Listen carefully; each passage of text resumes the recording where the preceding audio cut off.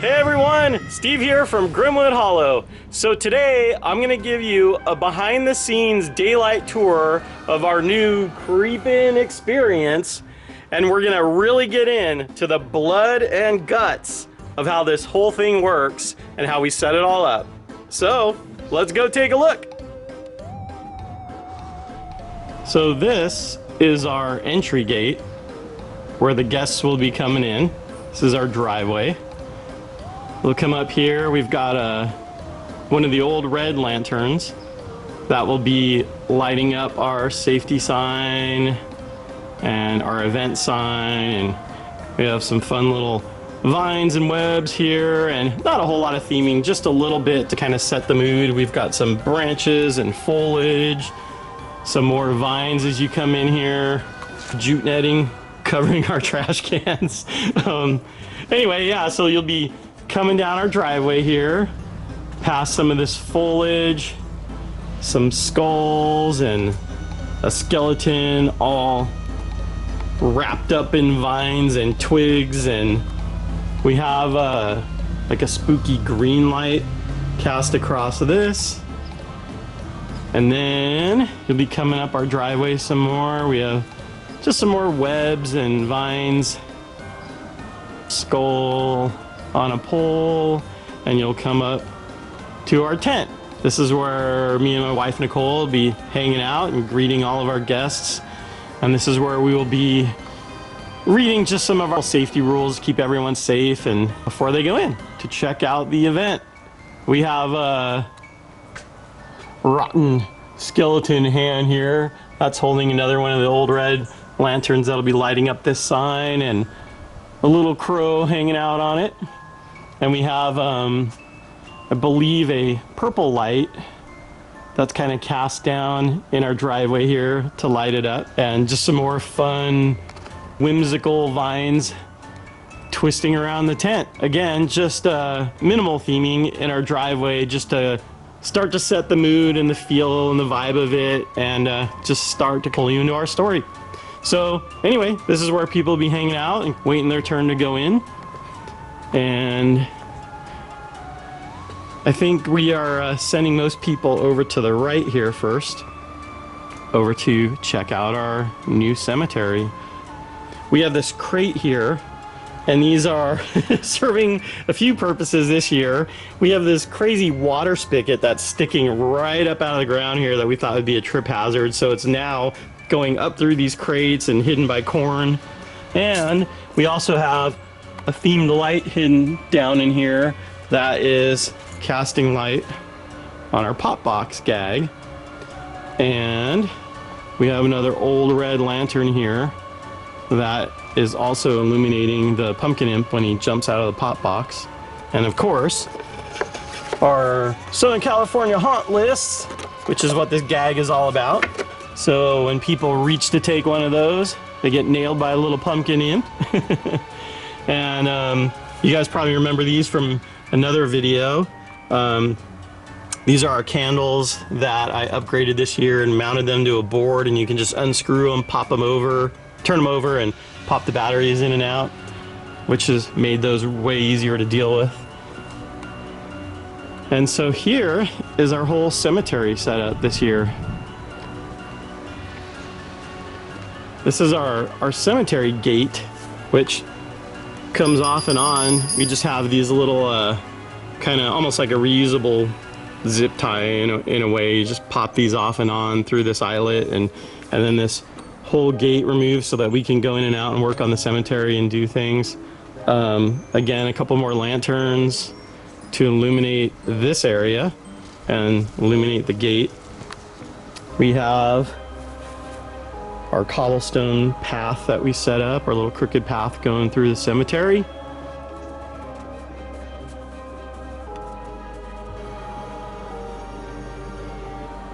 We have a bunch of flickering candles and pumpkins. We have all kinds of different pumpkins in here, rotten looking paper mache ones that we did years ago, and we have some really cool funkins and all kinds of different ones. And this is supposed to be our cemetery that's overgrown with a pumpkin patch and pumpkin vines.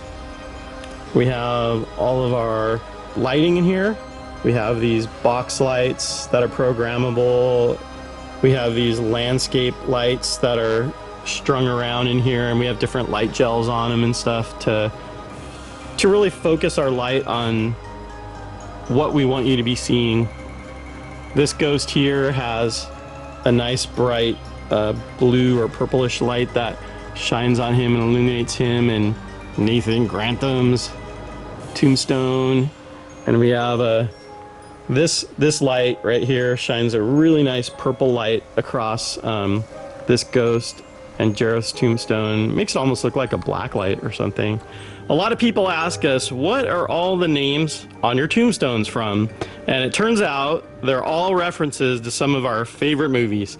Now, being Halloween and horror fans, I hope you guys could get at least one of these. If not, shame on you. But anyway, here, I'll go through each one of these and fill you in on it. So starting over here, we have Nathan Grantham, which is from one of our favorite horror movies of all time, Creepshow. Creepshow was a total homage to the old EC horror comics that I loved. And Nathan Grantham was from the first episode, Father's Day, which is why it says Father down there. And this is the exact epitaph that was off of his tombstone. Over here is Jareth, and this is a tribute to the movie Labyrinth. This was David Bowie's character, and remember, he turns into an owl in the beginning of the movie, which is why we have the owl sculpture on there. My wife is a huge David Bowie fan. I thought this would be a fun tribute to him and for my wife. That's his birth date down there, 1947. And I think I did this the year that he passed away, if I remember. So it was a tribute to him and one of our favorite movies.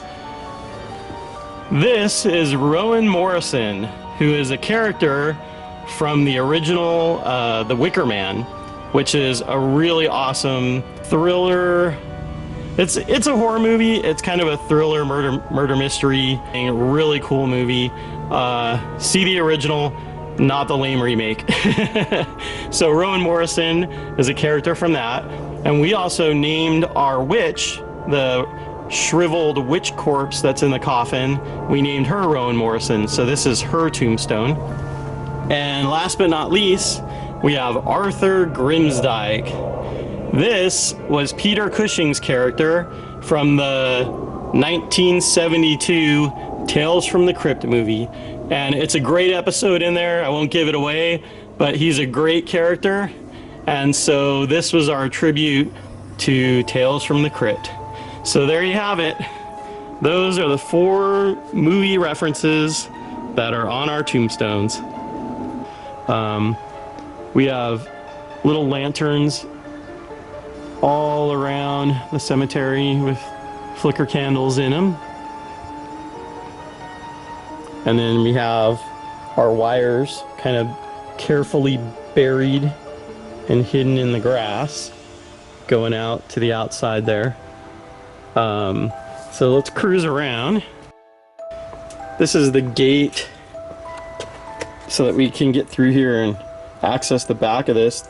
This is just some jute netting that we are using to hide this door here. This is a door that goes into a workroom in our garage, and we just wanted to kind of mask it out a little bit. But we have, during the show, we have a cord there that plugs in, and we have to keep the door cracked a little, and we just thought some jute netting could kind of hide all that mess. So you just pop the jute net off, and you just open the gate. We put the gate on hinges.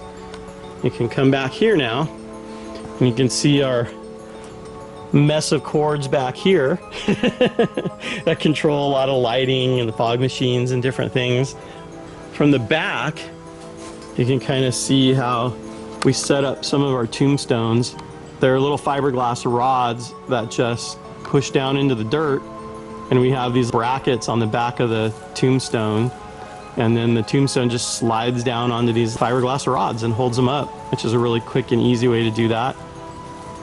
And we have, of course, other lights hidden behind the tombstones, illuminating our scarecrow and other props. Our scarecrow we built in separate parts so that it was easy to store and assemble. The body, the arms, the head were all separate pieces that could go together with just 2 bolts and some wing nuts that you tighten down. The hands were bundles of twigs and raffia that slide into the sleeves. And then his post is just stuck into the ground and braced with some rebar, and he's good to go.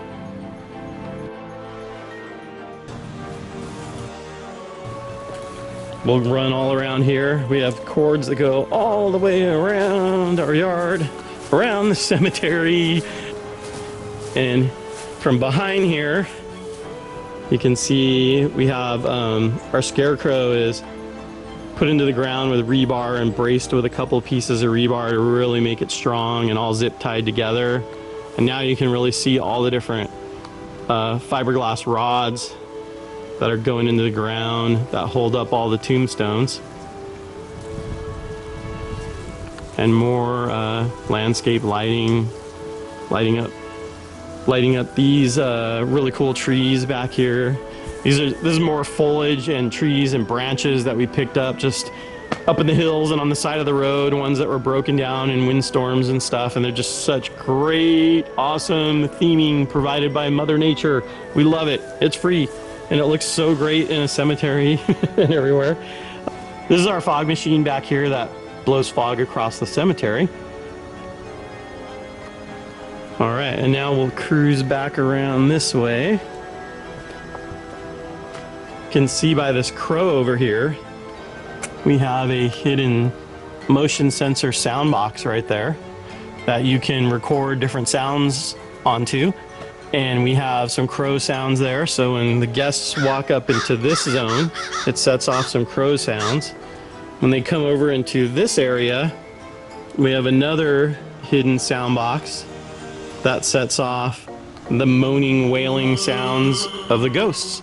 So depending on where you're at, you trip those sounds that kind of add to the ambiance of our cemetery. All right, and now we can cruise over here to the interior part of our creep-in experience. So in the bushes here, this year we added some spooky little glowing cat eyes. They're just battery operated on a timer. They come on for 6 hours a day, turn off for 18 hours, and then come back on the next day for your show. We put them in Ziploc bags so they're weatherproof, and then masked off this area where they're going to be glowing and hit the rest with a flat black spray paint so it wasn't too shiny in here, and then put a piece of duct tape with a hole and a twist tie, and we hung 3 of them up in here. There's another one there, and the 3rd one up in here. And at night there's just these really fun randomly glowing critter eyes in the bushes that kind of add a fun little extra detail. So here is our Grimwood Hollow poem that really just sets the mood and the tone and the feel of our attraction. We have a lot of fake foliage that we put everywhere. We've bought tons and tons of grass and plants and ferns and moss and fake mushrooms, and we really like to try to set dress the heck out of our attraction and really kind of bring it to life, make it feel overgrown and alive and or dead, depending on what look we want to go for in what area. But we have all these vines, and tons of foliage in the cemetery. I don't know if you noticed, we have, again, just lots of little sprigs of grass everywhere. They look really great at night. You just get like, all you need is a little silhouette of them, in front of a tombstone, ferns there, sprigs of grass in front of these cobblestones. And again, it just kind of brings some life into your attraction, makes it look like these things have been here for a long time, and the plant life has grown around them. It's a really great way to hide edges if you can't quite bury a tombstone or something. It's a really good way to hide stuff, hide cords, hide lights, all kinds of things. But we love adding lots of fake foliage to our attraction and really bring it to life. So there's some examples of that. Oh yeah, and this is our bell tree. I'm kind of jumping all over, sorry. This is our bell tree that when the pumpkin imp lid pops open, it slams into the bells and makes all that noise. And we have, again, just another little stick tree here. And we have it all propped up and wired to rebar and some fiberglass rods and stuff with a bunch of fake vines to kind of doctor it all up. And it works really well for this gag. So anyway, back here again. And this is the entrance to our creep-in interior scene. So there is a whole lot going on in here. A couple years ago, Spirit Halloween, maybe it was even last year, did a display with all these vines that were just made out of basically melted trash bags over wire. And we were like, you know what? We could use all these. We could doctor them up, paint them a little bit, and definitely use them. So we went to a number of different Spirit Halloween stores and bought dozens and dozens and dozens of these vines from their display. And then we painted them up this year, doctored them up. Nicole went through and twisted them all to make them look really fun and whimsical. And we really, gosh, used them all over our attraction, and they really helped fill it in and bring it to life and make it feel even more foresty and alive, and there's vines creeping everywhere. So this is our first little scene you're greeted with. Our little pumpkin imp guy that I'm sure you've all seen. Last year he was hanging out with the witch at her cauldron. This year he's got some trick-or-treat surprises for you. When you walk in, there is a motion sensor hidden down here that you trip, and there's also another sound box right there that you trip, and he starts shaking this skeleton garland, which goes all crazy, and then he starts laughing at you, as he should, with his little sound box back there and making fun of you and laughing maniacally. And that string goes through an eyelet right here down the side of our tree, which is, the string is hidden behind this vine and stuff, and then down behind this pumpkin here, where we actually have it all hooked up to a Fright Props door knocker mechanism, which is controlled by a Peekaboo 1, and you can just animate your the door knocker in any way you like to pull on that string and make this garland fly around. And this is our pumpkin imp scene. There's one of our candle corpses up here. And this guy is wired to the other 3 candle corpses. Or I'm sorry, the other 2. There's 3 in total. They're all wired together and off the same line. These were battery operated the last time we ran our show, and they ate up 2 9-volt batteries a night, each one of these. It was ridiculous. So we hooked them up to power this year, and it's 1,000 times better and way less wasteful. So yeah, and as you can see on our path, we decided we wanted to really create this lush forest, basically a hollow environment. This is Grimwood Hollow. And so we wanted to create this really fun walk-in forest environment this year and really make it super immersive. So for the ground, we decided to use mulch and bark to cover the ground and create this path through here on our patio. This was just a big square or rectangle cement patio. Very typical patio with 2 ceiling fans that we've had to cover, one there and one there. I have our ceiling fan lights on right now, which aren't on during the show. covered in jute netting and carefully hidden. But yeah, we used a bunch of mulch. We ended up getting 11 bags of mulch to really cover everything. Our lighting was a little trickier this year. We got some really cool new landscape lights that are programmable.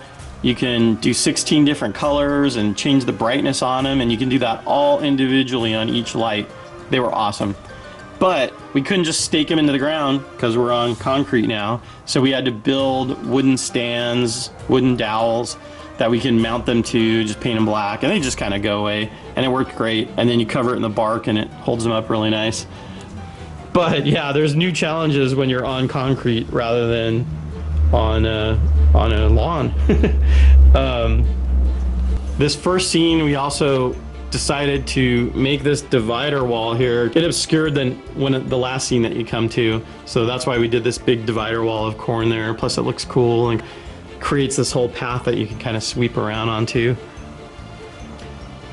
Again, lots more foliage and branches that we picked up and put everywhere, and a ridiculous, endless amount of jute netting that we've attached all over to the ceiling to obscure the ceiling and just really make it look like kind of like a forest, mossy, swampy canopy.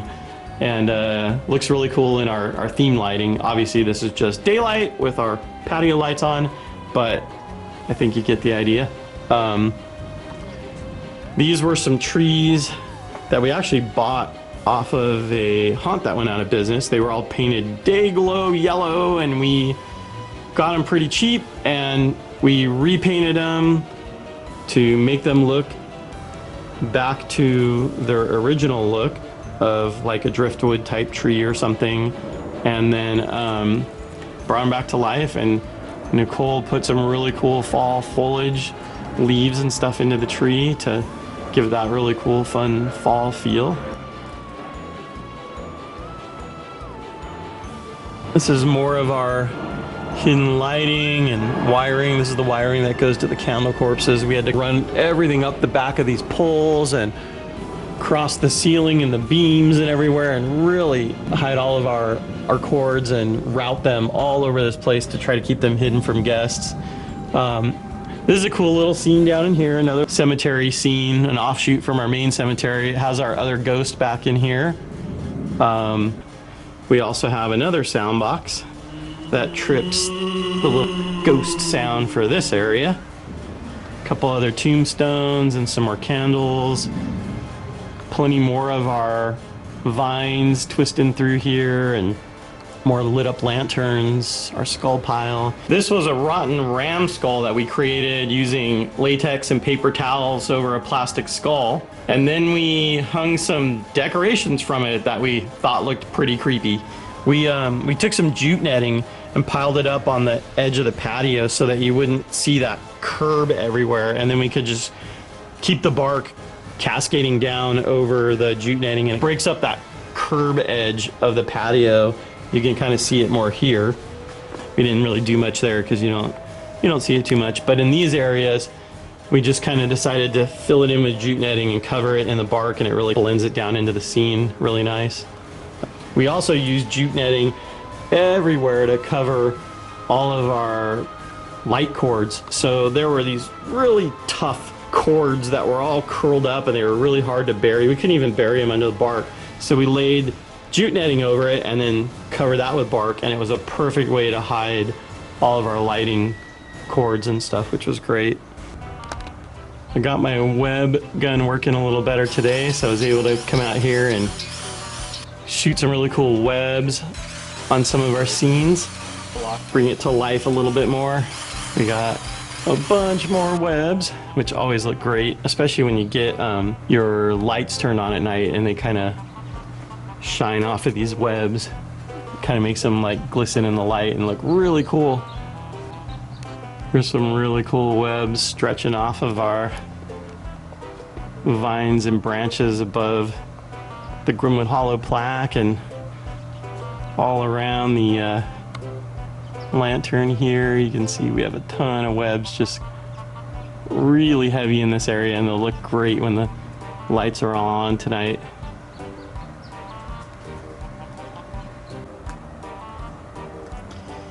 This was another one of our candle corpses. That was also linked to this guy here, our third candle corpse.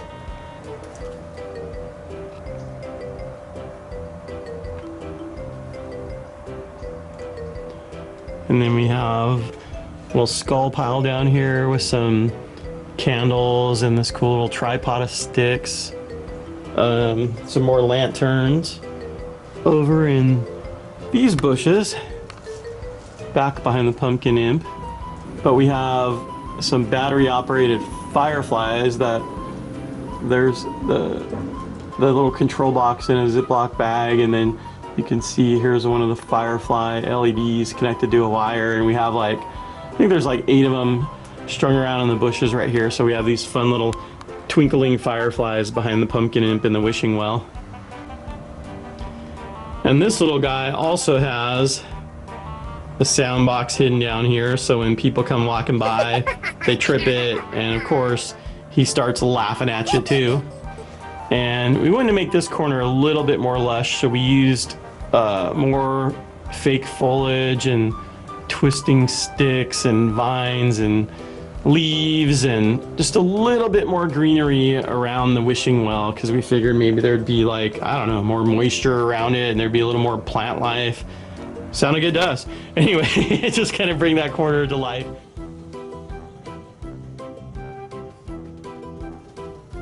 That's our little crazy pumpkin imp guy who turns the crank and pulls the withered, drowned corpse up out of the wishing well.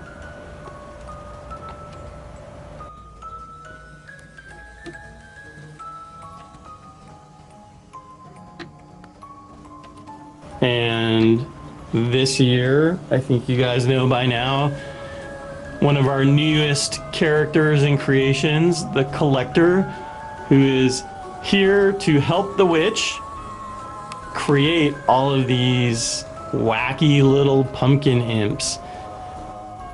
So he goes around collecting all the baby imps, all these little baby seedling imps off the vines.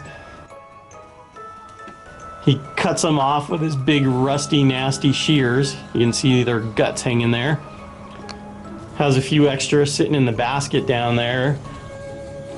And then he takes these little baby seedling imps and drops them down into her bubbling brew, where she stirs and stirs and stirs and conjures up some new little mischievous imps to do her evil bidding. Yeah, that's our crazy story. We like it.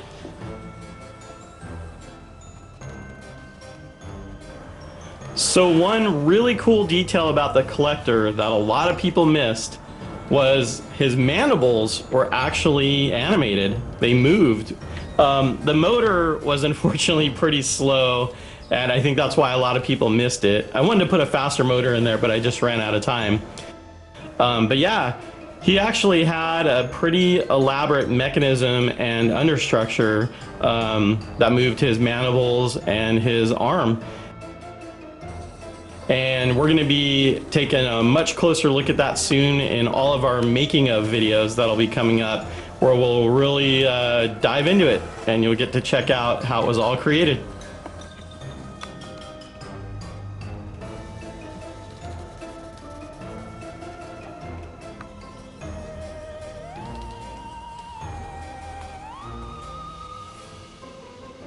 Here's a detail that I added to the Collector character. I had Keith over at Cobwebs and Candlesticks make a custom necklace for me out of his awesome rotten zombie finger and some skull beads and gator teeth, so that this guy would have a really fun tribal-y goblin necklace, which was an awesome little detail. Keith killed it. It's so fun, and I love that addition on our Collector. So yeah, this is a bunch of our new stuff that we added this year. The collector and the baby imps and this whole scene. We have a power strip hidden behind the wishing well back there that has all the cords from the collector and from the witch, the well, a bunch of our lighting and stuff all goes back to a power strip back there, so that's nice. We just flip that power switch and it turns on a lot of stuff in this main part of our attraction.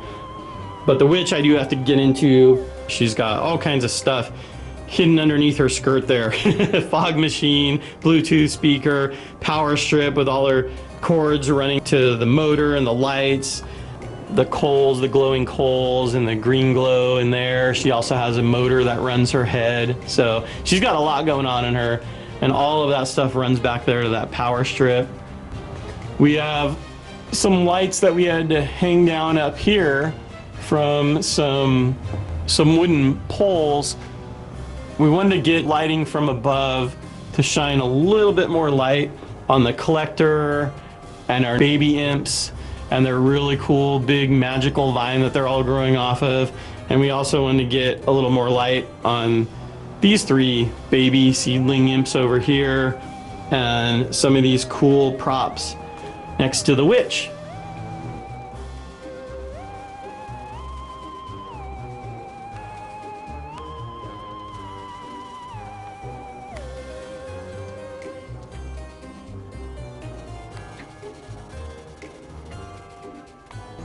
We've got all of her potions and ingredients for all the stuff that she brews up. We had our buddy Dave over at the Weird Kid Show make a few little extra potion bottles for us for the witch.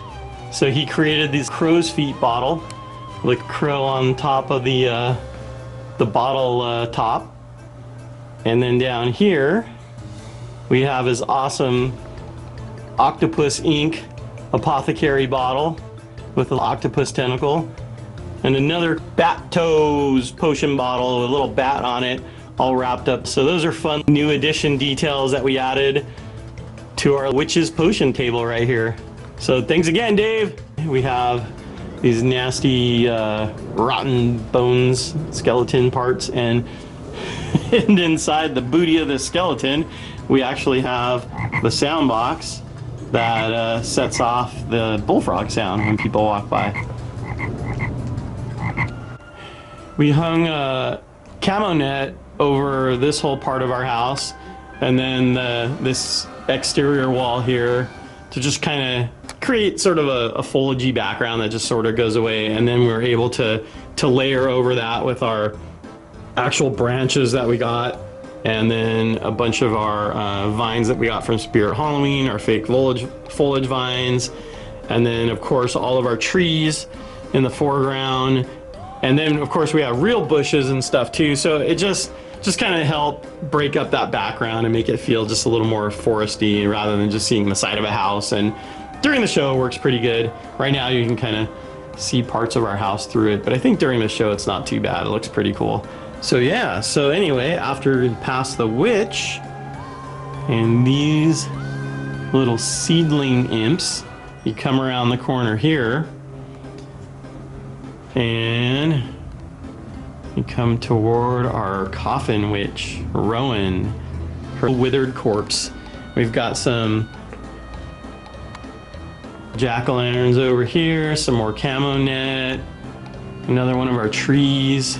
We have a hidden light up here that's all masked off that just shines a sliver of light onto our witch in the coffin to kind of illuminate her. Over here we have some more jack-o'-lanterns props, a really cool rotten pumpkin guy, some more lanterns and foliage, and a rotten ram's head that I made on a stick here, and just some kind of cool witchy stuff. This is a new prop we made this year because we actually changed the gag for this witch. This is now a green glowing candle that actually has little glowing LEDs and wires embedded into the candle. We We melted it a little, added the drips, and we added the leather and the twine and like a mink skull, and kind of made it look a little more witchy and cool. In past years, this witch was always next to our trick-or-treat table, and we literally just had a pull string that pulled down a lever in the back and made her arm reach out. And we decided to change it this year and create an interactive gag. So now you come up here and it says, "This withered witch plays a wicked game if you wave your hand above her flame." And so if you come down here and you come to the witch's candle, her flame, and you wave your hand above it, it trips a hidden motion sensor right here that's underneath the shelf here, and sets off the gag of her arm reaching out at you now. So what we did is motorized it this year and animated it. So we have an animated witch prop that we don't have to manually control anymore, and now it's even more interactive for the guests, which is really fun. So they get to play this little game, wave their hand over there, and then she reaches out and screams at you and stuff. So that was a new change for this year too. That was kind of fun. This is a fun little detail on our coffin witch.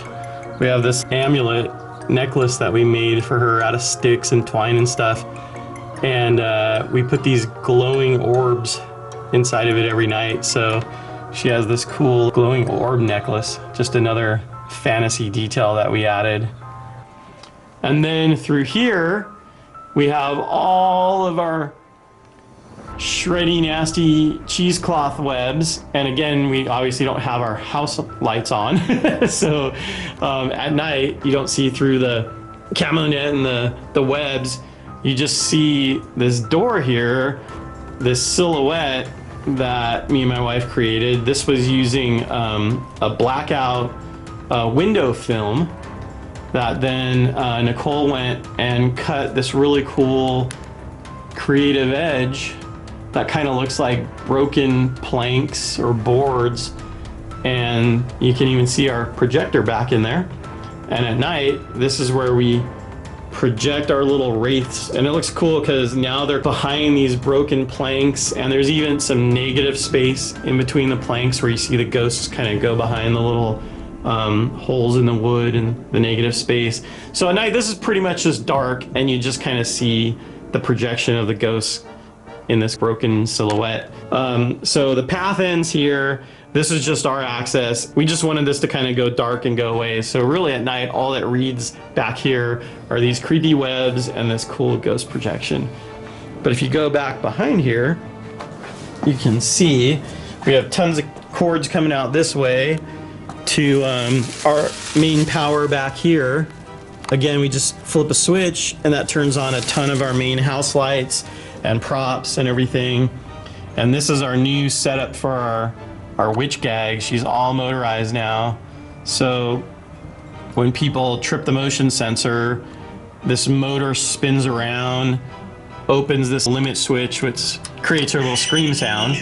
And that's the prop controller that we use to animate her movement.